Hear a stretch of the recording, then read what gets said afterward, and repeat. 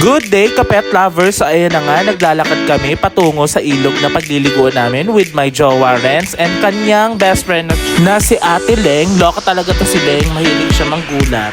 Habang naglalakad, biglang may nadaanan kami na horsey-horsey. Tinatry namin pakainin at paumuhin si horsey-horsey.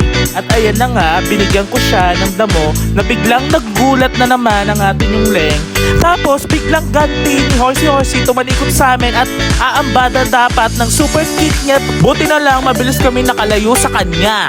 That time naman, si Ate Leng nyo naman sumubok magpakain ng damo kay horsey-horsey. Nung una, ini-snap siya ni horsey-horsey. Pero kalaunan, pinansin na siya at kinain na yung damong binibigay sa kanya.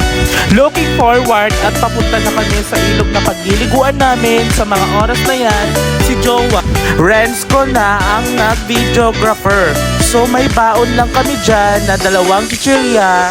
Kung pansin nyo dyan, naging 4 na kami. Nagpasama na kasi kami kay Kuya kung saan patungo ng Encantadia Chos ng ilog. Syempre, medyo kahingal din at makati sa binti ng mga kalahim na damo at putikan din. At yun na nga, nakarating na kami sa ilog.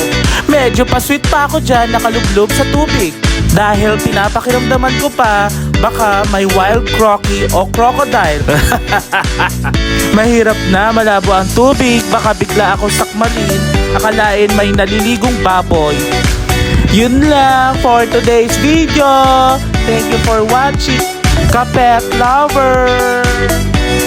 Love you all, everyone.